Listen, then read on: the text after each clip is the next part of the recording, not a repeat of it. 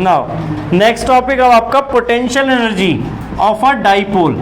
Last time potential energy of a system of charges किया हमने, ठीक है, जिसमें 2 चार्जेस भी हो सकते हैं, 3 चार्जेस भी और n नंबर ऑफ चार्जेस के लिए भी। अब यहाँ पे हम पोटेंशियल एनर्जी किसकी निकाल रहे हैं? Of a dipole in a external field. यानी जब हमने डाइपोल को क्या किया, एक्सटर्नल फील्ड में रखा है, तो उसकी पोटेंशियल एनर्जी क्या होगी। अब पोटेंशियल एनर्जी निकालना है हमें, ठीक है, यानी एनर्जी किसके इक्वल होती है? वर्क डन के। ये आपकी सपोज इलेक्ट्रिक फील्ड हो गई। डाइपोल सबको क्लियर है?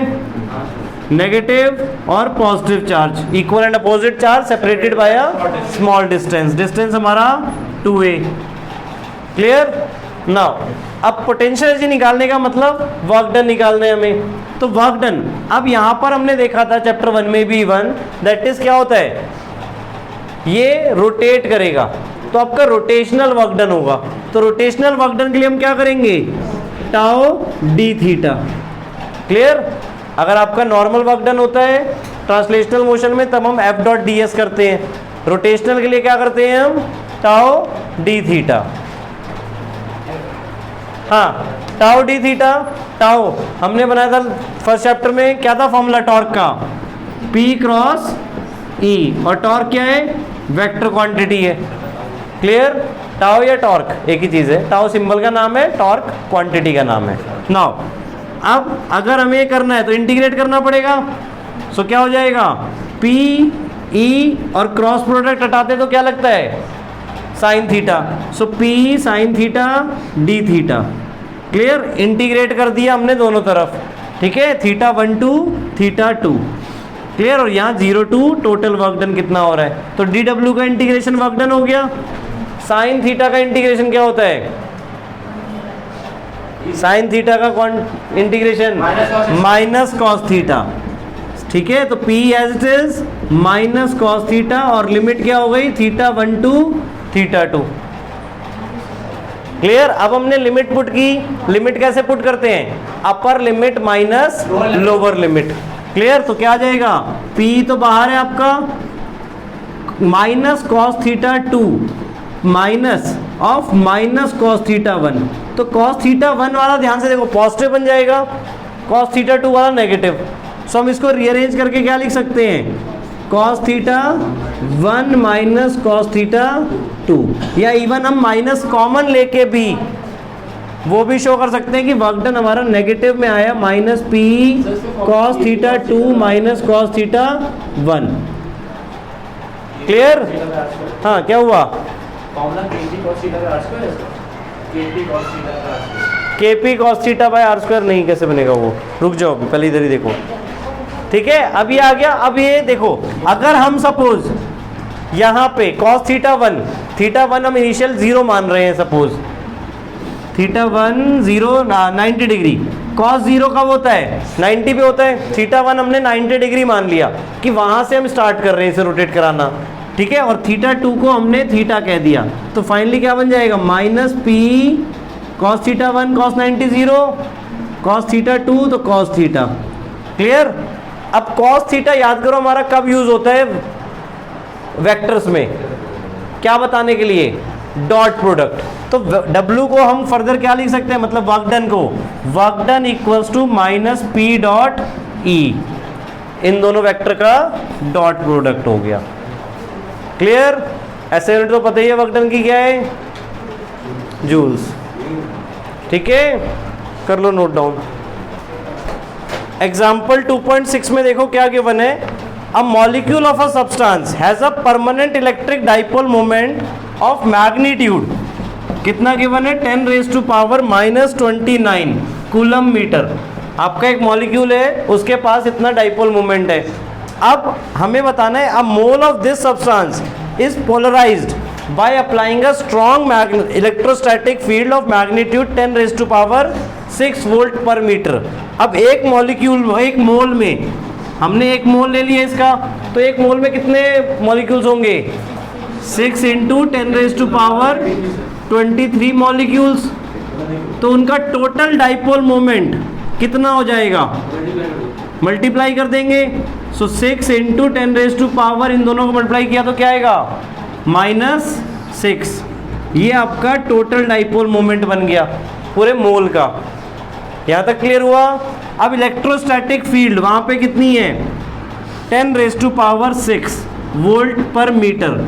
इलेक्ट्रोस्टैटिक फील्ड की मतलब इलेक्ट्रिक फील्ड की ऐसा यूनिट वोल्ट पर मीटर भी हम बोल सकते हैं, ऐसा यूनिट नहीं मतलब अदर यूनिट्स में, ठीक है। न्यूटन पर कूलम तो आपने पढ़ी हुई है, फर्दर वोल्ट पर मीटर भी हम बोल सकते हैं। याद करो ये हमने फॉर्मूला किया था E = -dV/dr, तो इस वाले से आपकी यूनिट्स वोल्ट पर मीटर बन सकती हैं। क्लियर। नाउ अब हमें क्या बोले, the direction of the field is suddenly changed by an angle of 60 degree, यानी एंगल चेंज, ये थीटा जो हमारा चेंज हुआ है that is 60 degree. Clear. Now estimate the heat released by the substance. अब देखो हीट रिलीज कितनी होगी, जितना वर्क डन चेंज हुआ, basically change in work done आपको निकालना है, या basically change in potential energy भी आप निकाल सकते हो। तो अगर आप इनिशियल पोटेंशियल एनर्जी निकालो, पोटेंशियल एनर्जी इनिशियल, तो इनिशियल हमने क्या मान लिया कि cos 0 डिग्री, एंगल जितना चेंज हुआ 60 डिग्री, तो पोटेंशियल एनर्जी का फॉर्मूला क्या था, -P.E। क्लियर, यानी कि -P cos थीटा, और इनिशियल एंगल हमने मान लिया 0 डिग्री है, तो -P cos 0 डिग्री। P की वैल्यू क्या है, 6 × 10⁻⁶ -6 इंटू 10⁻⁶, तो कितना आ गया ये आपका -6 जूल्स, यानी इनिशियल आपकी जो पोटेंशियल एनर्जी है वो -6 जूल्स है।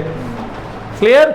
नाउ फाइनल पोटेंशियल एनर्जी क्या निकलेगी, अब cos 60 से -P.E किया हमने, तो क्या आ जाएगा -P cos थीटा अगेन, और -P और एंगल क्या है हमारे पास 60 डिग्री।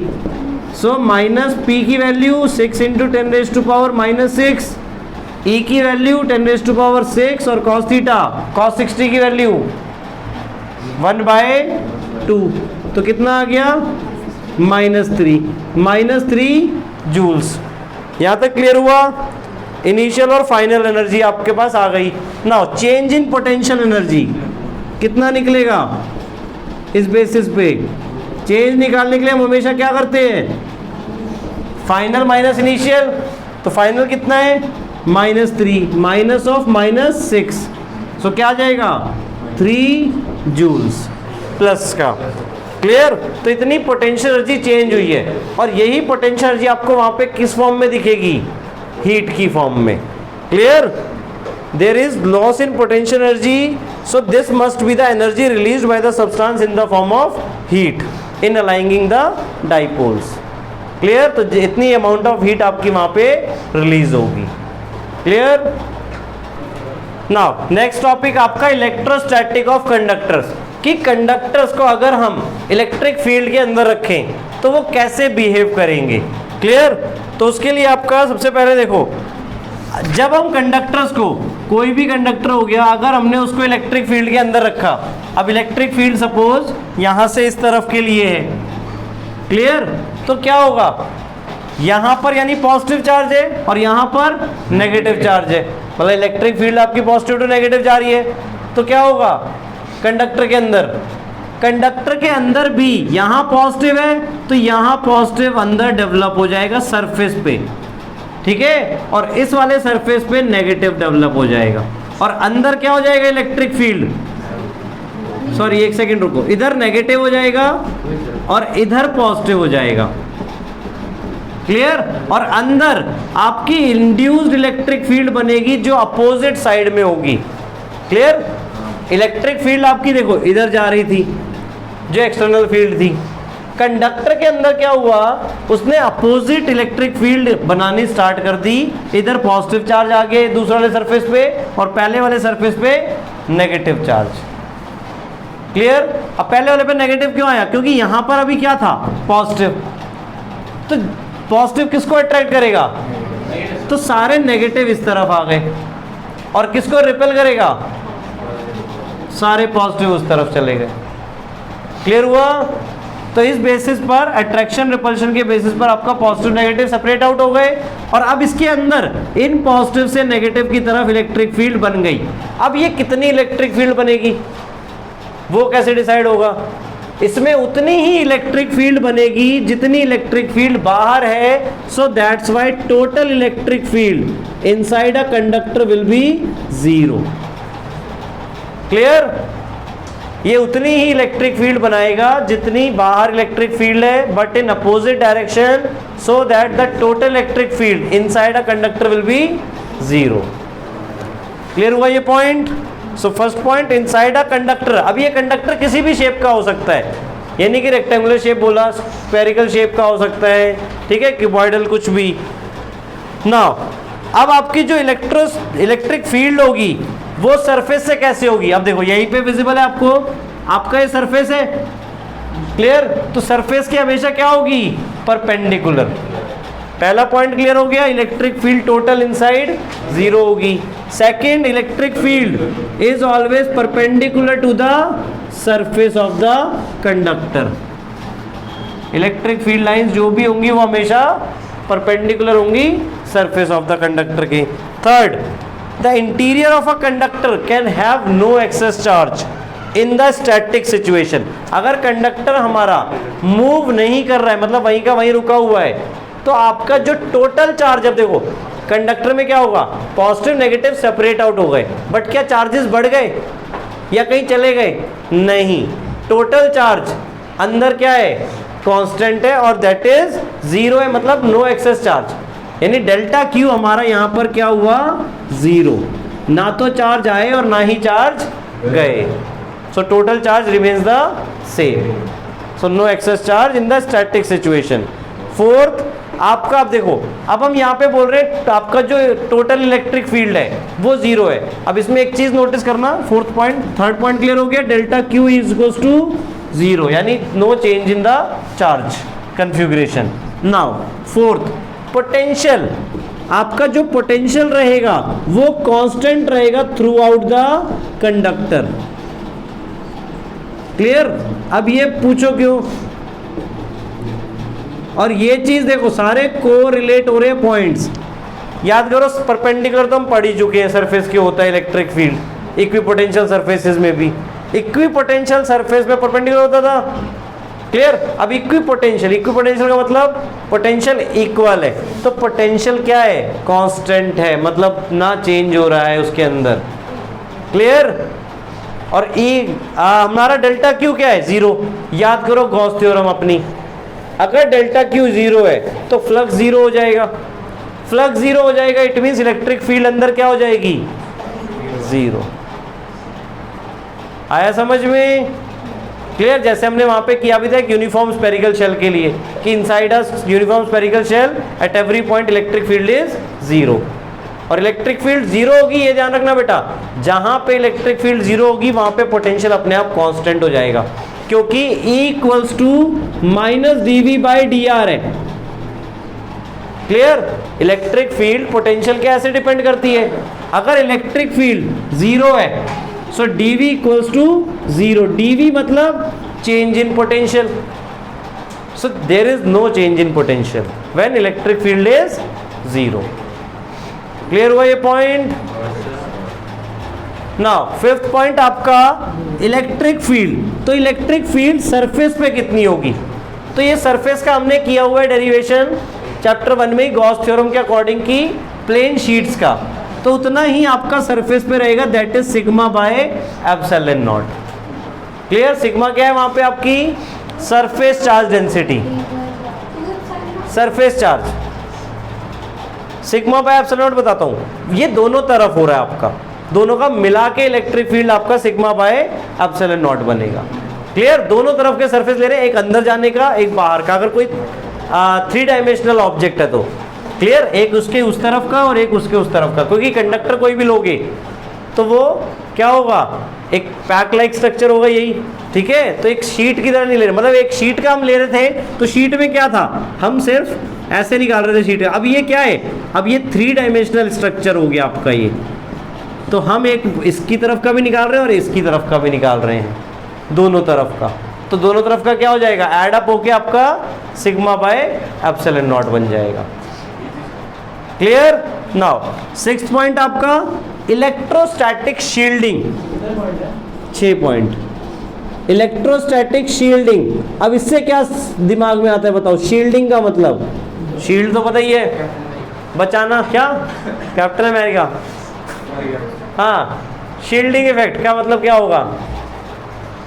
शील्ड करना, उसे रोकना, बचाना एक तरीके से। क्लियर? एक बहुत बढ़िया आपने लाइटनिंग का एग्जांपल पढ़ा होगा, याद करो कि लाइटनिंग हो जाए तो कार में बैठे हो, कार के अंदर ही बैठे रहो, बाहर मत निकलो, पेड़ के पास तो जाना भी मत गलती से, कार के अंदर ही बैठे रहो। क्यों? क्योंकि कार मेटलिक है। पर उस टाइम पे तुमने पूछा ही नहीं कैसा क्यों एग्जांपल दिया? क्योंकि कार कंडक्टर है। क्लियर? तो कार हमारे लिए ये कंडक्टर हो गया। क्लियर? अगर हम इसके अंदर हैं तो यहाँ पे इलेक्ट्रिक फील्ड क्या हो गई? जीरो। इलेक्ट्रिक फील्ड जीरो हो गई, नो एक्सेस चार्जेस देयर, तो हमें लाइटनिंग स्ट्राइक कर ही नहीं सकती। क्लियर? हमारे पास कोई चार्ज आ ही नहीं सकता, वो बाहर सरफेस से होके निकल जाएगा। आया समझ में?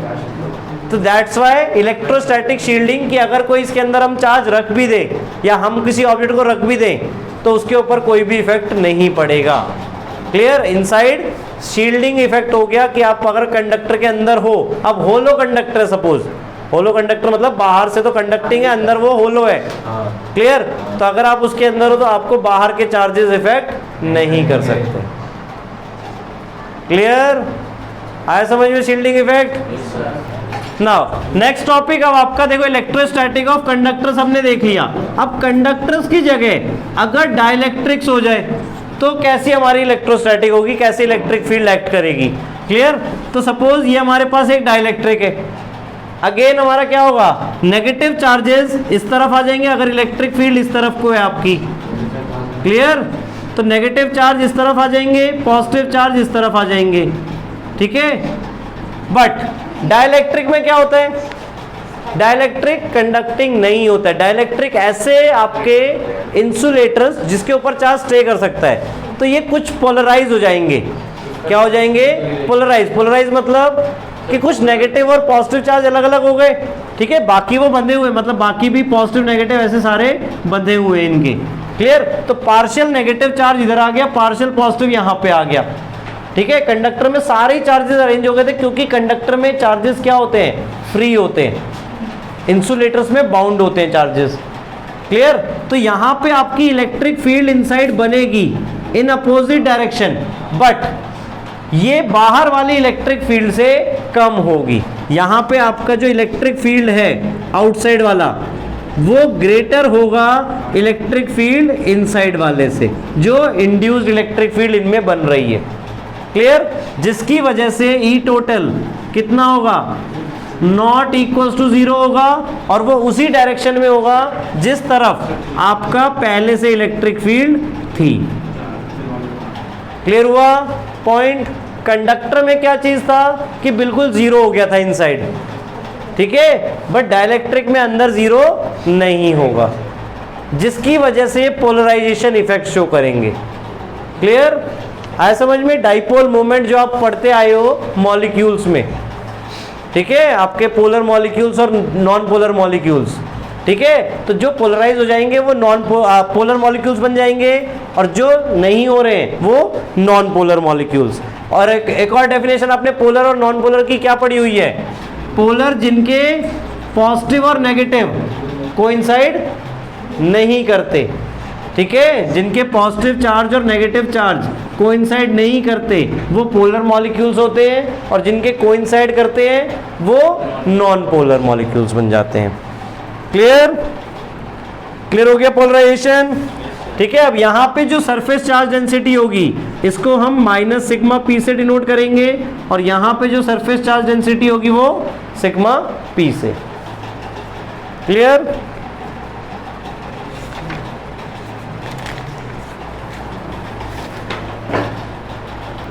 नाउ पोलराइजेशन का मतलब, पोलराइजेशन आपका net dipole moment per unit volume कितना आपका जनरेट हो रहा है वो पोलराइजेशन कहलाएगा। ठीक है? Net dipole moment per unit volume. Polarisation निकालने का फॉर्मूला भी बेटा पी से डिनोट होता है। ठीक है? और फॉर्मूला आपका जाई ई, इंटू ई, इलेक्ट्रिक फील्ड। जाई यहाँ पे बेटा आपका constant characteristic of the dielectric. अब आपका पोलराइज्ड होगा कोई भी सब्सटेंस तो वो डाइलेक्ट्रिक की कैरेक्टरिस्टिक प्रॉपर्टी के ऊपर डिपेंड करेगा ना, कि कितना वो एबल था पोलराइज होने के लिए। क्लियर? तो इलेक्ट्रिक फील्ड के तो डायरेक्टली प्रोपोर्शनल होगा कि जितनी ज़्यादा स्ट्रॉन्ग हम इलेक्ट्रिक फील्ड लगाएंगे उतना ज़्यादा वो पोलराइज होगा, बट उसकी जो कैरेक्टरिस्टिक प्रॉपर्टी है उसके ऊपर भी डिपेंड करेगा। ये क्या हो गया आपका characteristic property of a dielectric. अब जैसे स्केल वाला एक एग्जांपल दिया था हमने कि स्केल से रब करेंगे, स्केल को एयर से रब करें तो पीसेस ऑफ पेपर को अट्रैक्ट करेगा। क्लियर? तो कितना डाइलेक्ट्रिक हो सकता है, कितना पोलराइज्ड हो सकता है, वो उसकी प्रॉपर्टी के ऊपर डिपेंड करेगा ना। स्केल की जगह कुछ हम और चीज ले लें डाइलेक्ट्रिक में, ठीक है।